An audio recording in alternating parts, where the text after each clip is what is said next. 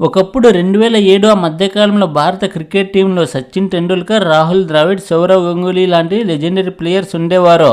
వీరి తర్వాత అలాంటి లెజెండరీ ప్లేయర్ ఎవరైనా ఉన్నారంటే అది వివిఎస్ లక్ష్మణే. ఇతను తెలుగు ప్రజలకు గర్వకారణం. ఇండియన్ క్రికెట్ టీంలో సీనియర్ ప్లేయర్లో ఒకటిగా తెలుగు క్రికెటర్ ఉండడం ఎంతో సంతోషాన్నిచ్చేది. ప్రపంచంలో క్రికెట్ ఆడే అన్ని దేశాలు ఆస్ట్రేలియన్స్ని చూసి భయపడితే ఆస్ట్రేలియన్స్ మాత్రం లక్ష్మణ్ని చూసి భయపడేవారు. ఆస్ట్రేలియన్ ఆపోజిట్ ప్లేయర్స్ను స్లెడ్జింగ్ చేసి రెచ్చగొడితే లక్ష్మణ్ ఆడే తీరుకు మాత్రం వారు ఫిదా అయిపోయి అతన్ని గౌరవించేవాళ్ళు. టెస్ట్ మ్యాచ్ల్లో భారత స్థాయిని మరో మెట్టెక్కించిన ఘనుడు. ఇంతటి గొప్ప ప్లేయర్కి ఎంతలా తొక్కేశారంటే భారత క్రికెట్ చరిత్రలో ఎక్కువ టెస్ట్ మ్యాచ్లు ఆడిన ప్లేయర్లో సచిన్ టెండూల్కర్, రాహుల్ ద్రావిడ్ తర్వాత వివిఎస్ లక్ష్మణే ఎక్కువ టెస్ట్ మ్యాచ్లు ఆడింది. కానీ ఒక్క మ్యాచ్లోనూ కెప్టెన్గా అవకాశం ఇవ్వలేదు. సాదాసీదా క్రికెటర్స్ కూడా కెప్టెన్సీ పగ్గాలు చేపట్టారు, కానీ లక్ష్మణ్కు ఆ ఛాన్స్ ఇవ్వలేదు. అంతేకాదు 2003 వరల్డ్ కప్ ఆడటానికి పూర్తి అర్హత ఉన్నా సెలెక్ట్ చేయలేదు. 2003లోనే కాదు, ఒక్క వరల్డ్ కప్లో కూడా ఆడే అవకాశం ఇవ్వకుండా చేశారు. 2004 వరకు వన్డేలో రెగ్యులర్ ప్లేయర్గా కొనసాగి 2004లో తన కెరియర్లోనే వన్డేలో బెస్ట్ పర్ఫార్మెన్స్ చూపిస్తే అతనికి మరిన్ని అవకాశాలు ఇవ్వకుండా సడన్గా వన్డేలో నుంచి డ్రాప్ చేసేశారు. కానీ లక్ష్మణ్ వీటన్నిటినీ తట్టుకొని భారత క్రికెట్లో 16 సంవత్సరాలు కొనసాగాడు. ఇతని గొప్పతనాన్ని భారతీయ క్రికెట్ పెద్దలు గుర్తించకపోయినా ఆస్ట్రేలియన్స్ గుర్తించారు. ఫార్మర్ ఆస్ట్రేలియన్ కెప్టెన్ అయిన ఇయాన్ చాపెల్ అయితే ఇతన్ని వెరీ స్పెషల్ అంటూ కితాబిచ్చుకొచ్చాడు. ఇప్పుడు వివిఎస్ లక్ష్మణ్ ఇంటర్నేషనల్ క్రికెట్ గురించి తెలుసుకుందాం. వివిఎస్ లక్ష్మణ్ తనకు 22 సంవత్సరాల వయసులో నవంబర్ 20, 1996న సౌత్ ఆఫ్రికాపై భారత టెస్ట్ క్రికెట్లోకి 209వ ప్లేయర్గా ఎంట్రీ ఇచ్చాడు. ఫస్ట్ మ్యాచ్లోనే సెకండ్ ఇన్నింగ్స్లో 51 రన్స్తో ఆకట్టుకున్నాడు. కానీ దాదాపు 4 సంవత్సరాల వరకు కంటిన్యూస్గా అవకాశాలు వచ్చేవి కావు.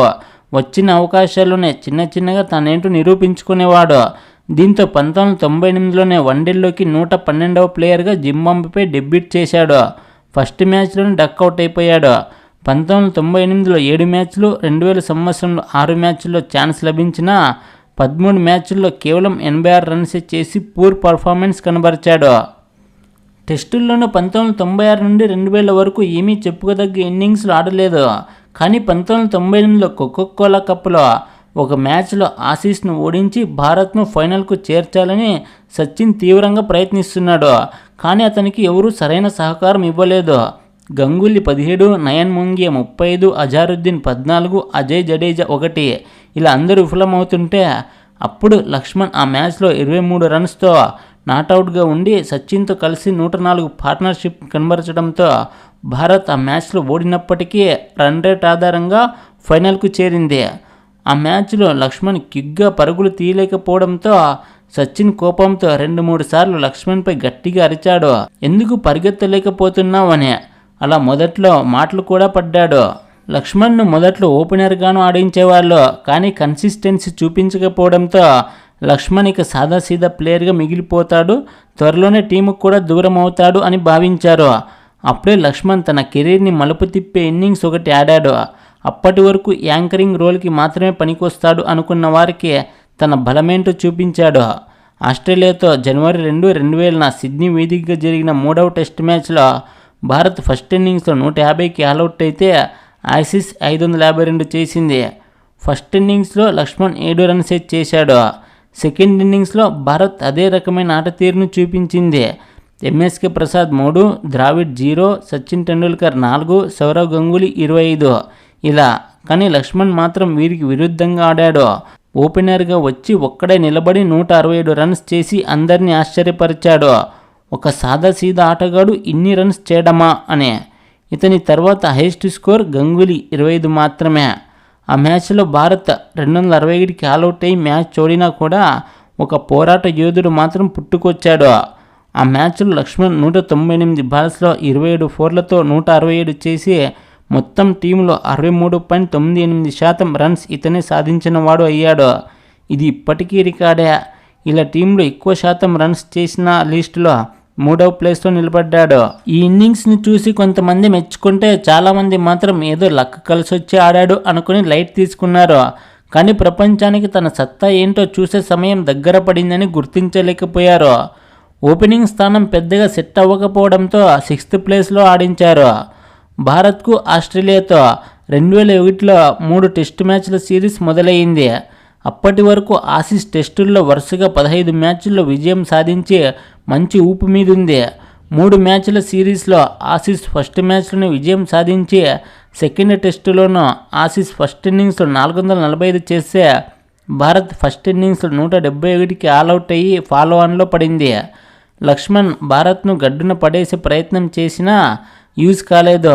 చివరి వరకు నిలబడి 59 చేసి లాస్ట్ వికెట్గా వెనుతిరిగాడు. ఇక ఫాలో ఆన్లో పడి ఓడిపోవడం ఖాయం. ఆసీస్ వరుసగా 17 విజయాలతో పాటు సిరీస్ను కూడా పట్టుకుని వెళ్ళిపోతుంది అని ఫిక్స్ అయిపోయారు. భారత్ సెకండ్ ఇన్నింగ్స్లో 52కే తొలి వికెట్ను కోల్పోయింది. ఈ సమయంలో గంగూలీ తీసుకున్న డేరింగ్ డాషింగ్ డిసిషన్ ఈ మ్యాచ్ను చరిత్రలో నిలబడిపోయేలా చేసింది. అదేంటంటే 6th ప్లేస్లో ఉన్న లక్ష్మణ్ను 1 డౌన్లో తీసుకురావడమే. గంగూలీ నమ్మినట్టుగానే లక్ష్మణ్ క్రీజ్లో పాతుకుపోయాడు. కానీ మరో ఎండ్లో ఎవరూ నిలబడలేక వికెట్స్ను సమర్పించేసుకుంటున్నారు. అప్పుడే అగ్నికి వాయువు తోడైనట్టు లక్ష్మణ్కు ద్రావిడ్ తోడయ్యాడు. ఇద్దరు ఒక్కో ఓవర్ నిలబడదాం అనుకుంటూ 232 దగ్గర మొదలైన వీరి భాగస్వామ్యం 608 రన్స్ వరకు కొనసాగింది. ఇద్దరు 376 రన్స్ పార్ట్నర్షిప్ కనబరచడంతో భారత్ 7 వికెట్లకు 657 చేసి డిక్లేర్ చేసింది. 384 టార్గెట్తో బరిలోకి దిగిన ఆసీస్ 212కి ఆల్అవుట్ అయ్యి మ్యాచ్ను ఓడిపోయింది. దీంతో వారి విజయ పరంపరకు బ్రేక్ పడినట్లయింది. ఈ మ్యాచ్లో రాహుల్ ద్రావిడ్ 353 బాల్స్లో 180 చేశాడు. అందరికన్నా హైలైట్ ఎవరంటే వివిఎస్ లక్ష్మణ్ అని చెప్పాలి. అప్పటి వరకు ఇండియా తరపున సునీల్ గవాస్కర్ సాధించిన 236 హైయెస్ట్ స్కోర్ని బద్దలు కొట్టి 281 చేసి ఇతను టాప్లో నిలబడ్డాడు. ఈ ఇన్నింగ్స్లో 44 ఫోర్లు సాధించి ఒకే ఇన్నింగ్స్లో ఎక్కువ ఫోర్లు కొట్టిన లీస్ట్లో టాప్ 5లో నిలిచున్నాడు. ఈ మ్యాచ్తో లక్ష్మణ్ ప్లేస్ టీంలో పదిలమైపోయింది. వన్డేల్లో కూడా కంటిన్యూస్గా ఛాన్సులు లభించాయి. 2001 సంవత్సరంలోనే 10 మ్యాచ్ల్లో 869 రన్స్ చేసి ఏదో లక్కు కొద్దీ చేసినావు కాదు, తన సత్తా ఇది అని చూపించాడు. వన్డేల్లో కూడా 16 మ్యాచ్ల్లో 541 రన్స్ చేశాడు. ఈ పర్ఫార్మెన్స్కి గాను 2001లో భారత గవర్నమెంట్ అర్జున అవార్డుతో సత్కరించింది. అంతేకాదు 2002లో విస్డెన్ క్రికెటర్ ఆఫ్ ది ఇయర్లో లక్ష్మణ్ పేరును ప్రకటించారు. అప్పటి నుంచి లక్ష్మణ్ టీంలో రెగ్యులర్ ప్లేయర్గా కొనసాగుతున్నాడు. ఇక 2003 వరల్డ్ కప్కు అందరూ సన్నద్ధమవుతున్నారు. లక్ష్మణ్ కూడా టీంలో పక్కాగా ఉంటాడు అని అనుకున్నారు. కానీ అనూహ్యంగా లక్ష్మణ్ను 2003 వరల్డ్ కప్కి సెలెక్ట్ చేయకుండా అతని స్థానంలో దినేష్ మొంగియాను సెలెక్ట్ చేయడంతో లక్ష్మణ్తో సహా దేశం మొత్తం షాక్ అయింది. మంచి ఫామ్లో ఉన్న లక్ష్మణ్ని కాకుండా టీంలో స్థానం కూడా లేని దినేష్ మొంగియాను ఎలా సెలెక్ట్ చేస్తారో అని నిలదీయడంతో సెలెక్టర్స్ ఏమన్నారంటే భారత కోచ్ జానవ్ రైటే రికమెండ్ చేశాడు దినేష్ మొంగియా పేరును లక్ష్మణ్కు బదులుగా. ఎందుకంటే లక్ష్మణ్ కన్నా బాగా ఫీల్డింగ్ చేస్తాడు అని రీజన్ చూపించారు. ఈ డిసిషన్ని అస్సలు జీర్ణించుకొని లక్ష్మణ్ చాలా బాధపడ్డాడు. ఇప్పటికీ ఆ విషయం తలుచుకుంటుంటే బాధేస్తుంది అని అంటుంటాడు. లక్ష్మణ్ను ఏ ఫీల్డింగ్ పేరు చెప్పి 2003 వరల్డ్ కప్ స్క్వాడ్లో నుంచి తన పేరును తీసేశారో వారి నోరు మూయించేలా 2004లో జరిగిన వన్డే మ్యాచ్లో జింబాబ్వేపై ఒకే మ్యాచ్లో 4 క్యాచ్లు పెట్టి ఒక మ్యాచ్లో ఎక్కువ క్యాచ్లు పట్టిన నాన్ వికెట్ కీపర్ల లిస్టులో 2వ స్థానంలో నిలబడ్డాడు. ఆ సిరీస్లో 12 క్యాచ్లు పట్టి ఫీల్డింగ్లో వీక్ అన్న వారికి చెంపు చెల్లమనే విధంగా సమాధానమిచ్చాడు.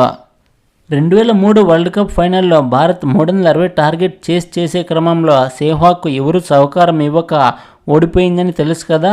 అదే ఆస్ట్రేలియాపై లక్ష్మణ్ 2004లో 106 రన్స్తో నాటౌట్గా ఉండి యువరాజ్తో కలిసి 213 రన్స్ పార్ట్నర్షిప్ కనబరిచి భారత్ను గెలిపించాడు.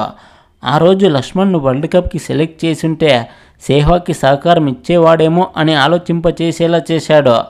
అదే కసితో బ్యాటింగ్ చేసి ఒకే వారంలో 3 సెంచరీలు చేశాడు. 2004లో జనవరి 18, జనవరి 22, జనవరి 24న. ఆ సంవత్సరంలో 4 సెంచరీలు చేసి 2004లో 25 మ్యాచ్ల్లో 837 రన్స్ చేసి వన్డేల్లో కూడా తనేం తక్కువ కాదు అని చూపించాడు. ఇలాంటి పర్ఫార్మెన్స్ చూపించిన తర్వాత ఎవరైనా అవకాశాలు ఎక్కువగా ఇస్తారు కదా. కానీ ఏమైందో ఏమో వన్డే టీం నుంచి ఉన్న పలంగా లక్ష్మణ్ను అన్యాయంగా తొలగించారు. 2005లో 2 మ్యాచ్లు, 2006లో 1 మ్యాచ్లో మాత్రమే ఆడే అవకాశం ఇచ్చారు. తాను ఆడిన చివరి వన్డే మ్యాచ్లో కూడా డక్అవుట్ అయ్యి ఆడిన ఫస్ట్ మరియు లాస్ట్ మ్యాచ్లో వింతగా డక్అవుట్గా వెనుతిరిగాడు. అతనికి వన్డేలో కూడా రెగ్యులర్గా అవకాశం కల్పించుంటే మరిన్ని రికార్డ్స్ కొల్లగొట్టేవాడు. టెస్టుల్లో మాత్రం తన స్థానాన్ని అలాగే కొనసాగించారు. 2005, 2006, 2007లో పర్వాలేదనిపించినా 2008లో మాత్రం తన విశ్వరూపమే చూపించాడు. ఆ ఇయర్లో 15 మ్యాచ్ల్లో 1086 పరుగులు చేయడమే కాదు 2 డబుల్ సెంచరీ సాధించాడు. ఆస్ట్రేలియాపై 3వ టెస్టు మ్యాచ్లో గంభీర్తో కలిసి 278 పార్ట్నర్షిప్తో భారత్ ఫస్ట్ ఇన్నింగ్స్లో 613 చేయడంలో కీ రోల్ పోషించాడు. ఆ మ్యాచ్లో గంభీర్ 206 చేస్తే లక్ష్మణ్ 200 రన్స్ చేసి నాటౌట్గా నిలబడి సెకండ్ ఇన్నింగ్స్లోనే 59 చేసి నాటౌట్గా నిలబడ్డాడు. ఈ మ్యాచ్ డ్రా అయినప్పటికీ ప్లేయర్ ఆఫ్ ది మ్యాచ్గా లక్ష్మణ్ను ఎంపిక చేశారు. లక్ష్మణ్ భారత్ని గెలిపించడానికి ఎంతటి నొప్పినైనా భరిస్తాడు, ఎంతటికైనా తెగిస్తాడు అన్నదానికి ఇప్పుడు నేను చెప్పబోయే మ్యాచ్ ఉదాహరణ. 2010లో జరిగిన టెస్ట్ మ్యాచ్లో లక్ష్మణ్ను వెన్నునొప్పి తీవ్రంగా బాధిస్తుండడంతో ఫస్ట్ ఇన్నింగ్స్లో 10వ నంబర్లో బ్యాటింగ్కు దిగాడు. సెకండ్ ఇన్నింగ్స్ వచ్చేసరికి భారత్ గెలవాలంటే 216 చేయాలి. చూస్తే 76కి 6 వికెట్లు వెళ్ళిపోయాయి. భారత్ గెలవడం కష్టమని అనుకున్నారు. కానీ భారత్ని గెలిపించడానికి లక్ష్మణ్ వెన్నునొప్పిని తట్టుకొని బ్యాటింగ్ చేయడానికి ముందుకు వచ్చాడు. సురేష్ రైనాను రన్నర్గా పెట్టుకొని చూస్తే 124కి 8 వికెట్లు వెళ్ళిపోయాయి. ఇక భారత్ ఓటమి కన్ఫామ్ అయిపోయింది అని అనుకున్నారు. కానీ లక్ష్మణ్ ఈశాంత్ శర్మ సాయంతో మ్యాచ్ని చివరి వరకు తీసుకెళ్లాడు. ఈశాంత్ శర్మ 205 దగ్గర అవుట్ అయిపోయాడు. ఇంకా 11 రన్స్ చేయాలి. ఒక్క వికెట్ పడినా భారత్ ఓడిపోతుంది. ఇంకా 6 రన్స్ చేయాల్సిన సమయంలో లక్ష్మణ్ ఓవర్ ఎండింగ్లో సింగిల్ తీసుకుందాం అని చూస్తే ప్రజ్ఞాన్ ఓజా సింగిల్ తీసే అవకాశం ఉన్నా రన్కి వెళ్ళకపోవడంతో లక్ష్మణ్ ప్రజ్ఞాన్ ఓజాపై చాలా కోపంగా అరిచాడు. లక్ష్మణ్ అంత కోపం చేసుకోవడం నేను ఎప్పుడు చూడలేదు అని రైనా చెప్పుకొచ్చాడు. అంటే మ్యాచ్ని గెలిపించడానికి అంత తప్పిస్తాడు. ఎలానో 73 రన్స్ చేసి భారత్ని గెలిపించాడు. లక్ష్మణ్ భారత క్రికెట్కు చేసిన సేవలకు గుర్తుగా ప్రభుత్వం 2011లో పద్మశ్రీ అవార్డుతో సత్కరించింది.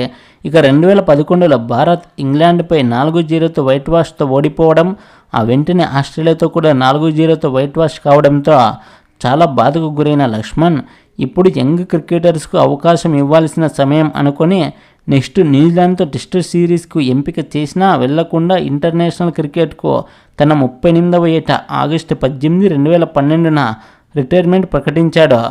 వివిఎస్ లక్ష్మణ్ తన కెరియర్లో 86 వన్డేల్లో 2338 పరుగులు చేశాడు. అందులో 6 సెంచరీలు, 10 హాఫ్ సెంచరీలు ఉన్నాయి. ఇక టెస్టుల్లో 134 మ్యాచ్ల్లో 8781 రన్స్, అందులో 17 సెంచరీలు, 56 హాఫ్ సెంచరీలు చేశాడు. ఇంత సాధించినా కూడా ఒక్క మ్యాచ్లోనూ కెప్టెన్గా ఎన్నుకోకపోవడం లక్ష్మణ్ కెరీర్లోనే బాధాకరం.